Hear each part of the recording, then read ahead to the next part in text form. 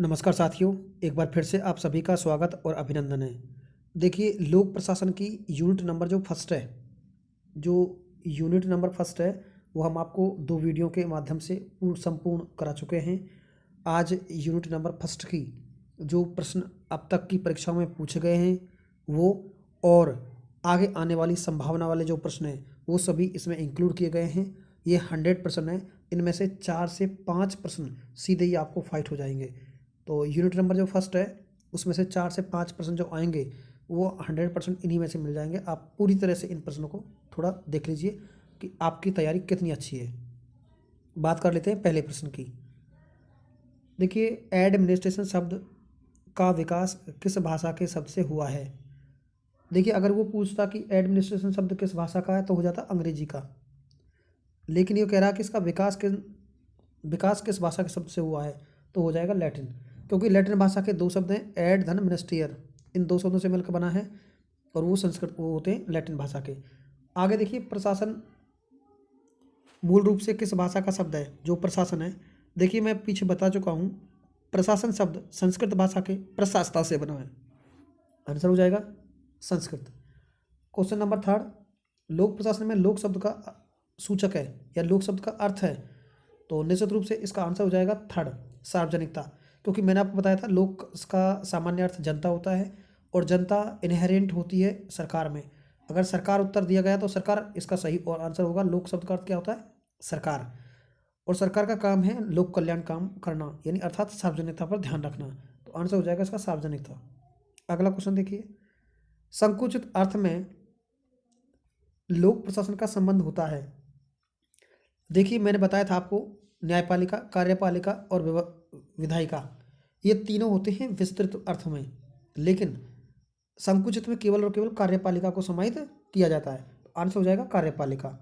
निम्न में से कौन लोक प्रशासन के संकुचित अर्थ से संबंध नहीं रखता पूछ रहा है। तो मैंने इसकी एक ट्रिक बताई थी पिछले वीडियो में आपको। क्या बताई थी मैंने ट्रिक आपको? यानी साइमन ने बिलोबी को गुफा में संकुचित किया, तो गुफा से 2 शब्द बनाए थे, गु फॉर गुलिक और फा फॉर फियोल, और साइमन तो है ही, और एक शब्द था विलोबी। तो इसमें ये तीनों नाम आपको दिख रहे हैं, तीनों नाम, लेकिन नाम नहीं लिखा आपको एल डी वाइट का। तो जो एल डी वाइट है ये है समर्थक उसके विस्तृत अर्थ के। ठीक है, तो आंसर हो जाएगा फोर्थ। अगला क्वेश्चन, व्यापक अर्थ में लोक प्रशासन अपने अंदर समाहित करता है। तो आंसर देखिए, मैं बता चुका हूँ इसका, तो सभी हो जाएगा। व्यापक अर्थ में तो कार्यपालिका, न्यायपालिका और विधायिका को शामिल किया जाता है। क्वेश्चन नंबर 7, लोक प्रशासन की प्रकृति से संबंधित प्रबंधकीय दृष्टिकोण के समर्थक हैं। तो जो प्रबंधकीय दृष्टिकोण के समर्थक हैं वो हैं लूथर गुलिक और साइमन, और 1, 2 और 3। तो 7वां आंसर है 3। तो पहला और दूसरा हो जाएगा इसका। अब देखते हैं 8वां क्वेश्चन। देखिए, ये काफ़ी इंपॉर्टेंट क्वेश्चन है, ये वेरी इंपॉर्टेंट क्वेश्चन है। प्रबंधकीय एवं एकीकृत दृष्टिकोण संबंधित हैं। जो प्रबंधकीय और एकीकृत जो दृष्टिकोण है वो संबंधित हैं लोक प्रशासन के अर्थ से, लोक प्रशासन के क्षेत्र से, लोक प्रशासन की प्रकृति से, या इनमें से कोई नहीं। तो आंसर हो जाएगा लोक प्रशासन की प्रकृति। जो लोक प्रशासन का नेचर है उसे बता रहा है। देखिए, मैं आपको पिछले वीडियो में इसे बता चुका हूँ कि जो प्रबंधकीय जो दृष्टिकोण है इसमें केवल और केवल प्रबंधकीय ही कर्मचारियों को, अर्थात ऑफिसर रैंक के अफसरों को ही शामिल किया जाता है। और जो एकीकृत है ये क्या है, इसमें इसकी प्रकृति में जो शामिल किया जाता है प्रबंधकीय, और बीच के जो दस्ती कर्मचारी हैं वो क्या बोलते हैं, जो बीच के जो कर्मचारी हैं जैसे हम क्लर्क वगैरह, और नीचे वाले दस्ती कर्मचारी हैं, सभी को शामिल करता है। तो ये केवल और केवल ऑफिसरों को, और ये इसमें ऑफिसरों के साथ में कर्मचारियों को भी शामिल करता है। तो ये इसका नेचर है, प्रकृति है इसकी। ओके, अगला क्वेश्चन देखिए, 9वां क्वेश्चन है, लोक प्रशासन में प्रबंधकीय दृष्टिकोण के मुख्य समर्थक। तो इसके जो मुख्य समर्थक हैं साइमन, लूथर गुलिक, स्मिथबर्ग। तो आंसर हो जाएगा सभी। क्वेश्चन नंबर 10 है, लोक प्रशासन के प्रबंधकीय दृष्टिकोण को कौन नकारता है। नकारने की बात कर रहा है, तो इसमें हो जाएगा साइमन, एल डी वाइट, डिमॉक। तो आंसर हो जाएगा फोर्थ, एल डी वाइट और डिमॉक, ये इसे नकारते हैं। देखिए, काफ़ी अच्छा प्रश्न है ये। प्रश्न पिछली परीक्षा में कई बार पूछा जा चुका है। द स्टडी ऑफ एडमिनिस्ट्रेशन के लेखक हैं द स्टडी ऑफ एडमिनिस्ट्रेशन के लेखक कौन है? तो वो हो जाएंगे वुड्रो विल्सन। और वुड्रो विल्सन के बारे में तो आपको बहुत ज़्यादा जानना जरूरी है, क्योंकि वुड्रो विल्सन को पिता कहा जाता है लोक प्रशासन का। नोट, वुड्रो विल्सन का यह लेख जिसमें लोक प्रशासन व राजनीति प्रशासन से, यानी लोक प्रशासन को राजनीति प्रशासन से क्या है, पृथक करने पर जोर दिया गया। और 1887 में पॉलिटिकल साइंस क्वार्टरली में प्रकाशित हुआ था। ठीक है, और ये काफ़ी अच्छा प्रश्न है। पॉलिटिकल साइंस क्वार्टरली जो पत्रिका, ये किसकी है या लेख किसका है? ये है वुड्रो विल्सन का। और द स्टडी ऑफ एडमिनिस्ट्रेशन इनकी बुक है जिसमें इसे छापा गया था। और लोक प्रशासन का जो पिता है वो वुड्रो विल्सन ने लिखा है साहब। अगला क्वेश्चन देखिए 12वां, यानी प्रशासन सरकार के क्या और कैसे का उत्तर देता है। तो ये मैंने आपको ट्रिक के माध्यम से पहले भी समझाया था कि जिसके अंदर दिमाग होता है वो क्या और कैसे का उत्तर जरूर देगा। तो मार्शल ई डिमॉक हो गया होगा याद। अगला क्वेश्चन देखते हैं 13वां क्वेश्चन है, निम्नलिखित कथनों में से गलत कथन का चयन कीजिए। तो ये लिख रहा है लोक प्रशासन और राष्ट्र निर्माण एवं सामाजिक आर्थिक परिवर्तन के का साधन है। ठीक बात है। लोक प्रशासन राज्य को स्थायित्व प्रदान करता है, ये भी ठीक है। लोक प्रशासन का उद्देश्य यथास्थिति को बनाए रखना है और लोक प्रशासन किसी भी राज्य की शासन व्यवस्था का आधार होता है। तो इसका आंसर हो जाएगा 3, क्योंकि लोक प्रशासन का उद्देश्य यथास्थिति को बनाए रखना ही नहीं है, उसके भूत भविष्य पर भी ध्यान रखना है। अगला क्वेश्चन 14वां, विकासशील राष्ट्रों में लोक प्रशासन की भूमिका क्या है? तो इसका आंसर हो जाएगा ये तीसरे वाला। सॉरी, देखिए मैं यहाँ दिखा देता हूँ आपको थोड़ा सा। देखिए 14वां है, तो इसका क्या है, राष्ट्र के विकासात्मक कार्यों को पूरा करने में, राष्ट्र निर्माण में, लोक उद्योगों के प्रबंधक एवं संचालन में। तो आंसर हो जाएगा सभी। आंसर नंबर 3 हो जाएगा, 4 हो जाएगा इसका। अब है पॉलिटिक्स एंड एडमिनिस्ट्रेशन के लेखक हैं। ये काफ़ी अच्छा क्वेश्चन है और ये प्रश्न ज़्यादा इंपॉर्टेंट इसलिए है क्योंकि ये प्रश्न भी कई बार परीक्षाओं में पूछा गया है। पॉलिटिक्स एंड एडमिनिस्ट्रेशन के लेखक हैं फ्रैंक जे गुडनाओ। देखिए पॉलिटिक्स राजनीति, एडमिनिस्ट्रेशन लोक प्रशासन। पॉलिटिक्स और लोक प्रशासन के लेखक कौन है, ऐसा भी पूछा जा सकता है। पॉलिटिक्स एंड एडमिनिस्ट्रेशन के लेखक कौन है, ये भी पूछा जा सकता है। आप लोग देखना कि फ्रैंक जे गुडनाओ, इन्हें अमेरिका लोक प्रशासन का पिता भी कहा जाता है। क्यों, जानिए। फ्रैंक जे गुडनाओ ने 1900 में राजनीति एवं प्रशासन को पृथक करते हुए उक्त लेख लिखा। इन्हें अमेरिकी लोक प्रशासन का पिता कहा जाता है। अमेरिकी लोक प्रशासन का पिता कहा जाता है। एक बहुत अच्छा प्रश्न है जिसके बारे में हम पीछे कई बार चर्चा कर चुके हैं। लोक प्रशासन का पोस्ट कोर्बो दृष्टिकोण किसकी देन है?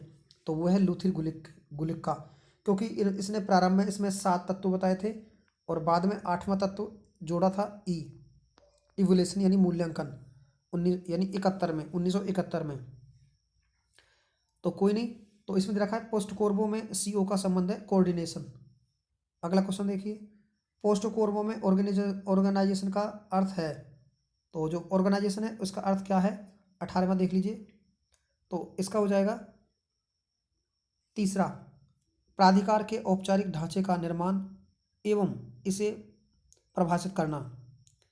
अगला क्वेश्चन 19वां, निम्न में से कौन अमेरिकी लोक प्रशासन का पिता कहलाता है? फ्रैंक जे गुडनाओ, अभी हमने बताया आपको। अगला क्वेश्चन देखिए, लोक प्रशासन को कैंची की तरह 2 धार वाला या दुधारी औजार किसने कहा था? लेविस मेरियम ने। ये वेरी इंपॉर्टेंट क्वेश्चन है, इस पर वेरी मोस्ट लिख लेना, पेपर में पूछा जाएगा 100%। अब देखिए, पोस्ट कोर्बो को एक अधूरी अवधारणा किसने कहकर संबोधित किया था? तो ये भी क्या है, लेविस मेरियम, क्योंकि पोस्ट कोर्बो के बाद में लेविस मेरियम द्वारा विषय वस्तु सिद्धांत दिया गया था। तो लेविस मेरियम हो जाएगा। अगला क्वेश्चन देखिए 22, प्रशासन एक नैतिक कार्य एवं प्रशासक एक नैतिक अभिकर्ता एजेंट है। उक्त कथन है आइवर टीड का। तो ये भी मैं आपको उसमें मोस्ट इंपॉर्टेंट में लिखवा चुका हूँ टॉपिकों में। अब देखोगे 23वां, पुस्तक एडमिनिस्ट्रेटिव बिहेवियर के लेखक कौन है? तो ये भी काफ़ी अच्छा प्रश्न है। जो एडमिनिस्ट्रेटिव जो बिहेवियर है इसके लेखक हैं साइमन। कौन है? हर्बर्ट साइमन है। तो आप देख लेना इसके संबंध में। नोट, 1937 में प्रकाशित इस पुस्तक में हर्बर्ट साइमन ने निर्णय निर्माण एवं सांगठनिक व्यवहार की व्याख्या की है। उन्हें इस पुस्तक के लिए 1978 में अर्थशास्त्र का एक नोबेल पुरस्कार दिया गया था। प्रकाशित कब हुई है? 1937 में। अर्थशास्त्र के क्षेत्र में पुरस्कार कब मिला? 1978 को। हर्बर्ट साइमन है। तो एडमिनिस्ट्रेटिव बिहेवियर, हर्बर्ट साइमन, अच्छे से याद कर लेना। निम्न में से कौन लोक प्रशासन का पिता कहलाता है? तो लोक प्रशासन का पिता है वुडरो विल्सन, जबकि अमेरिकी लोक प्रशासन का पिता है फ्रैंक जी गुडनाउ। तो मुझे कमेंट करके बताना राजस्थान की में लोक प्रशासन के पिता कौन है। अगला क्वेश्चन देखिए, लोक प्रशासन का विषय वस्तु दृष्टिकोण प्रतिपादित किया था लेविस मेरियम ने। इसके बारे में बहुत ज़्यादा चर्चा कर चुका हूँ आप लोगों को, वेरी इंपॉर्टेंट क्वेश्चन है। तो अब देखेंगे 26 क्वेश्चन, 26वां। प्रशासन का मर्म होता है, प्रशासन का मर्म होता है इसके द्वारा प्रदान की जाने वाली सेवाएं, उक्त कथन है। प्रशासन का मर्म होता है इसके द्वारा प्रदान की जाने वाली सेवाएं, उक्त कथन है। तो ये काफ़ी अच्छा प्रश्न है। 26 में हो जाएगा लेविस मेरियम का।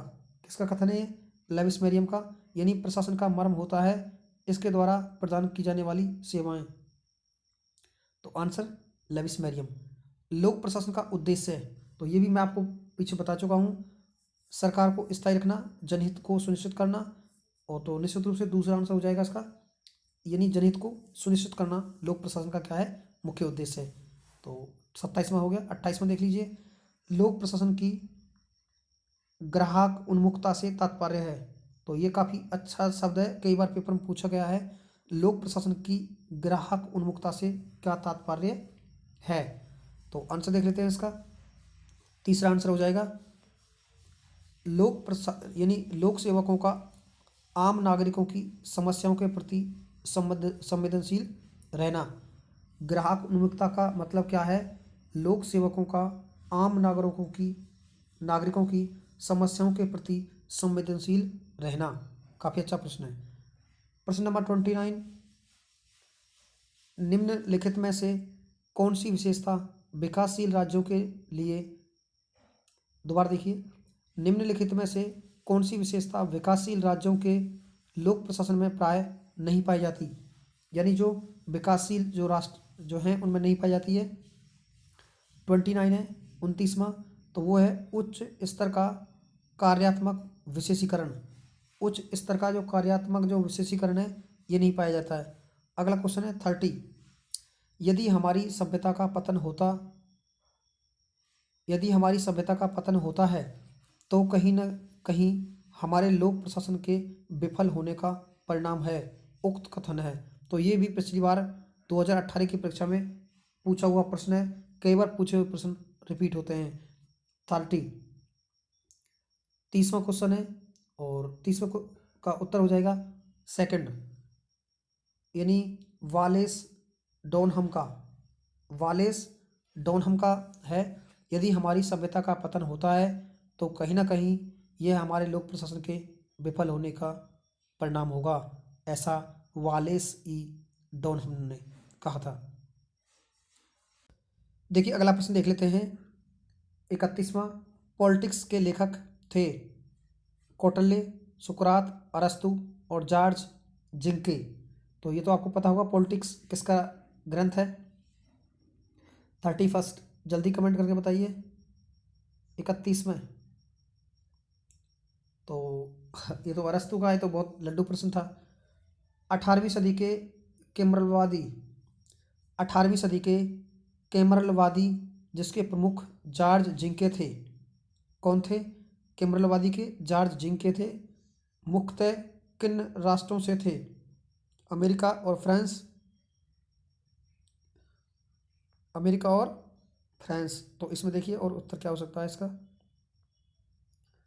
रूस और जर्मनी से, ऑस्ट्रिया और जापान से, जर्मनी और ऑस्ट्रेलिया से।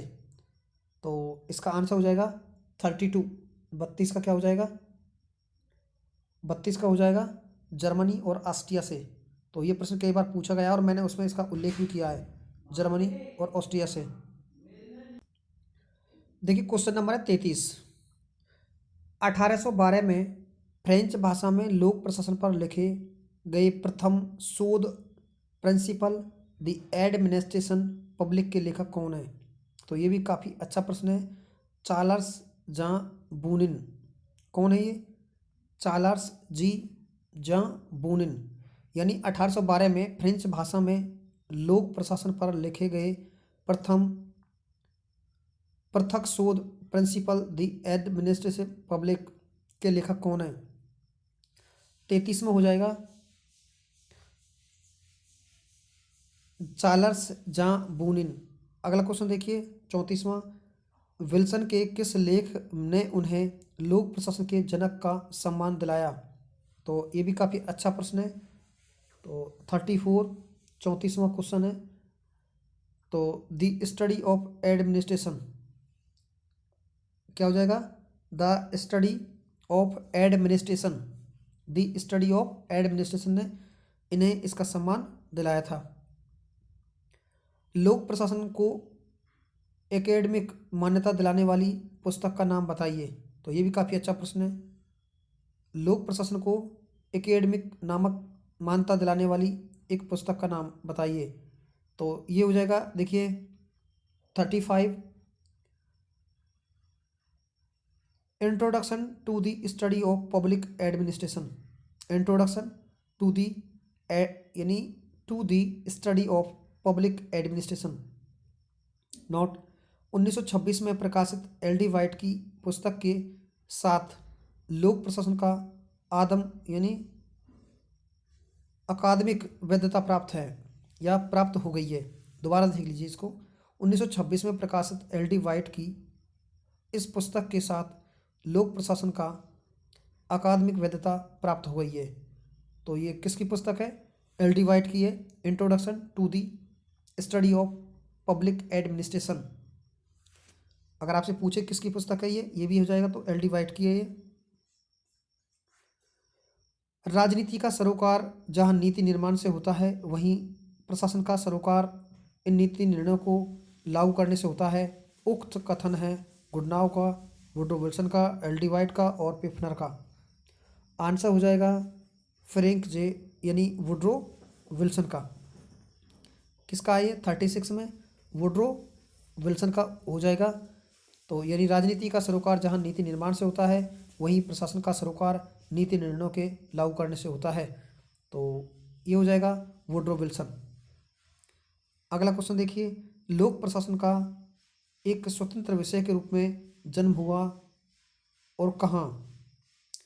तो ये हो जाएगा 1887 को अमेरिका में। तो निश्चित रूप से 1887 और अमेरिका में। तो ये तो सामान्य प्रश्न था, आपको आना चाहिए था। 38 लोक प्रशासन यानी लोक सेवाओं के लिए उच्च शिक्षा से संबंधित हनी प्रतिवेदन निम्न में से किस वर्ष संबंधित है? हनी प्रतिवेदन, तो ये भी आपको थोड़ा ध्यान रखना है। हनी प्रतिवेदन है ये कब आया था? तो आंसर हो जाएगा 38वें में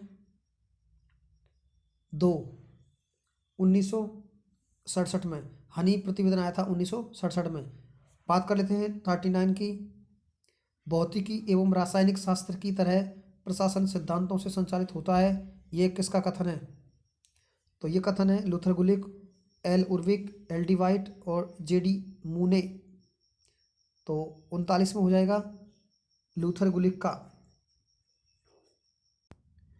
देखिए प्रश्न नंबर 40। निम्नलिखित में से कौन नवीन लोक प्रशासन की अवधारणा से संबंधित है? तो नवीन लोक प्रशासन से संबंधित कौन है? तो हो जाएंगे चार्ल्स लिंडब्लाम। ये भी काफ़ी अच्छा प्रश्न है। निम्नलिखित में से नवीन लोक प्रशासन की अवधारणा से संबंधित है, तो वो हो जाएंगे चार्ल्स लिंडब्लाम। तो इसमें कौन कौन है ये दे रखा है, तो इसे एक बार थोड़ा सा समझ लीजिए। नीचे दिए गए कोड को प्राप्त करते हुए सही उत्तर का चयन कीजिए। तो इसमें हो जाएगा ए, बी और सी। तो देखिए ये प्रश्न को एक बार फिर से आप देखिए। निम्नलिखित में से कौन नवीन लोक प्रशासन की अवधारणा से संबंधित है? तो इन चारों का कूट बना रखा है। तो इसमें आंसर हो जाएगा 2 वाला ए, बी, सी। तो इसमें डी नहीं है। तो तीनों है A4, मेरिनी, चार्ल्स लिंडब्लाम, विसेंट ओस्ट्रम। अगला क्वेश्चन देखिए, लोक प्रशासन की परिभाषा के बारे में निम्नलिखित कथनों में से कौन सा सही नहीं है। जो सही नहीं है उस पर आपको टिक करना है। तो आप एक बार इसका आंसर देख लीजिए। 41 का हो जाएगा दो आंसर, दो वाला। यह राजनीति प्रक्रिया का हिस्सा है, तो ये तो नहीं है। लेकिन ऊपर देखते हैं, देखिए यह एक सार्वजनिक विन्यास में सहकारी सामूहिक प्रयास है, ठीक बात है। और थर्ड में देखिए, यह सरकार की तीनों शाखाओं और उनके अंतर संबंध को समाविष्ट करता है। यह निजी प्रशासन से तात्विक रूप से भिन्न है, तो यह राजनीतिक प्रक्रिया का हिस्सा है। तो यह राजनीतिक प्रक्रिया का हिस्सा नहीं होता है, ठीक है। आंसर हो जाएगा दो इसका। अगला क्वेश्चन देखिए 42, towards a new public administration the Minnowbrook perspective नामक पुस्तक का प्रकाशन निम्न में से किस वर्ष हुआ था। तो 42 हो जाएगा। ये हुआ था 1971 को, 1971 को हुआ था। अगला क्वेश्चन देखिए एक बार, 43वां क्वेश्चन है, निम्नलिखित में से कौन सा निजी और लोक प्रशासन के मध्य अंतर बिंदु नहीं है। जो नहीं है वो बताना है आप लोगों को। 43वां प्रश्न है, तो आंसर हो जाएगा व्यापारिक प्रक्रियाएं एवं मानक।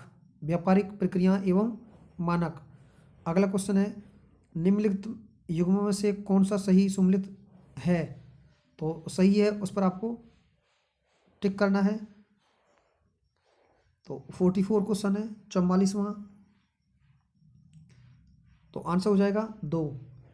Government administration D Charles worth की है ये, तो ये ठीक है इसका आंसर। और नीचे देखिए कूट दिया गया है, इस कूट के माध्यम से इनको समझाना है। दो में है, दो में क्या देखना है, ए बी और सी तीन है। निम्नलिखित में से सही को सुमेलित को लिखना है। तो पहला वाला, दूसरा वाला और तीसरा वाला, ये तीनों सही हैं इसके, ए बी और सी। ए बी और सी तीनों सही हैं। अगला क्वेश्चन देखिए, शासन एक नैतिक कृत्य है और प्रशासक एक नैतिक अभिकर्ता है, यह विचार किसका है। तो ये भी काफ़ी अच्छा प्रश्न है, पिछली बार पूछा भी गया है ये प्रश्न। 45, तो ये हो जाएगा आइवर्टीड का। मैंने पहले भी बताया था आप लोगों को आइवर्टीड का ये। और तुलनात्मक लोक प्रशासन है, जो तुलनात्मक लोक प्रशासन है ये क्या है, 46। तो ये है तुलनात्मक लोक प्रशासन है प्रशासन के सिद्धांतों की एक खोज, ज्ञान का एक व्यवहारिक अनुप्रयोग और लोक प्रशासन की यानी प्रचलित समस्याओं का एक तुलनात्मक विश्लेषण, प्रशासनिक व्यवस्था के विश्लेषण एवं सांस्कृतिक कारकों की अवहेलना। तो 46 में क्या हो जाएगा, तो हो जाएगा फोर्थ। तो फोर्थ में हो जाएगा ए सी, ए बी और सी। तो इसमें भी डी को शामिल नहीं किया गया है।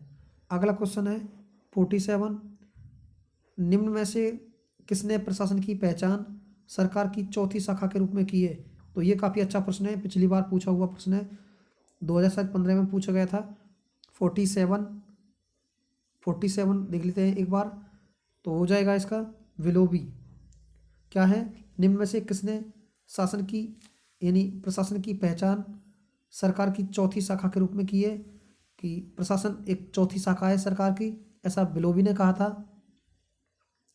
राजनीति प्रशासन द्विविभाजन एक गलत अवधारणा है या गलत धारणा है, जो सिद्धांतकारों एवं व्यावसायिकों के मस्तिष्क में अनावश्यक अंतिम रूप यानी अति महत्व की वस्तु एवं एक रूढ़ धारणा के रूप में विद्यमान है। निम्न में कथन किसका है। तो ये भी काफ़ी अच्छा प्रश्न है। 48 में कार्ल जे फ्रेडरिक, साइमन वाल्डो और पॉल एपलबी। तो आंसर हो जाएगा 48 में कार्ल जे फ्रेडरिक का।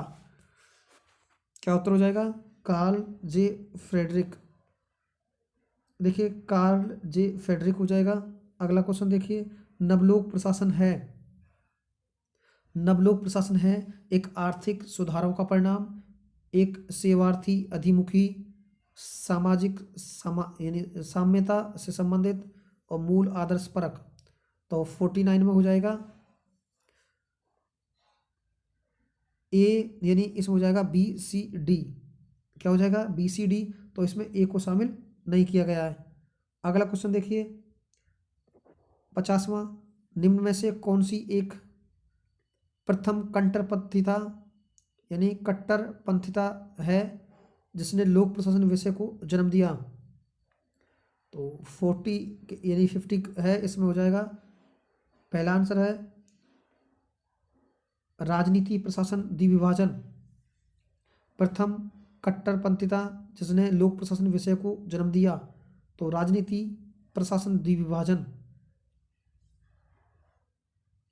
ठीक है, तो निश्चित रूप से अगला क्वेश्चन है 51 प्रशासक समाज को स्थिर करने वाले एवं परंपराओं के संरक्षक होते हैं। निम्न में से उपरोक्त कथन किसका है? तो 51 में हो जाएगा 51। तो ये हो जाएगा फोर्थ, यानी पाल फिगर्स हो जाएगा। अब 52वां क्वेश्चन है सूची 1 को सूची 2 से सम्मिलित कीजिए तथा सूचियों के नीचे दिए गए कूट का प्रयोग कर सही उत्तर का चयन कीजिए। तो हो जाएगा, देखिए 53 में हो जाएगा, यानी 52 में हो जाएगा। देखिए एक बार 52 को चेक करिए, 2। तो आंसर हो जाएगा इसका 2, यानी पहले में तीसरा, दूसरे में चौथा और तीसरे में पहला और डी में दूसरा। तो डी में दूसरा देख लीजिए एक बार, तो डी है जो ये डी है, ये वाला डी, और डी में हो जाएगा दूसरा। Administration the art and science of organisation and management, Albert Lepawsky की है ये, तो इसी से मैच कर रहा है पूरा। अगला क्वेश्चन देखिए फ्रेड डब्ल्यू रिग्स के अनुसार विकास प्रशासन में दो प्रमुख कारकों के बीच अंडा मुर्गी की तरह संबंधित निहित है, ये कथन है। 53 में हो जाएगा, यानी विकास का प्रशासन एवं प्रशासन का विकास, विकास का प्रशासन एवं प्रशासन का विकास। 54 विशाल समाज में शक्ति को बनाए रखने की चाबी शासन है ना कि तलवार, यह किसने कहा? यानी विशाल समाज में शक्ति को बनाए रखने की चाबी प्रशासन है ना कि तलवार, ये किसने कहा? तो 54 इसमें हो जाएगा चार्ल्स बियर्ड। अगला क्वेश्चन है जब एक प्रशासक वितरण परिष्कृत के उच्च स्तर पर नहीं पहुंच जाते, इस आशा का कोई कारण नहीं है कि मान्य प्रशासनिक सिद्धांतों के अभिज्ञान व प्रमाणीकरण की दिशा में तीव्र प्रगति की जाएगी, यह कथन किसका है? आंसर हो जाएगा 55 में हो जाएगा, देखिए रॉबर्ट ए डाहल का। देखिए वीडियो थोड़ा लंबा हो रहा है, इसलिए मैं 55% आपको अब दिए हैं, 50% अगली वीडियो में आपको पेश करूंगा ताकि वीडियो लंबा ना हो और आप इसे आसानी से देख पाएँ। तो आज के लिए इतना ही साथियों, कल की वीडियो में हम ज़रूर आपको बताएंगे आने वाले और इससे 50% जुड़े हुए हैं जो पेपरों में कहीं ना कहीं पूछे जाते हैं। तो थैंक यू साथियों, धन्यवाद।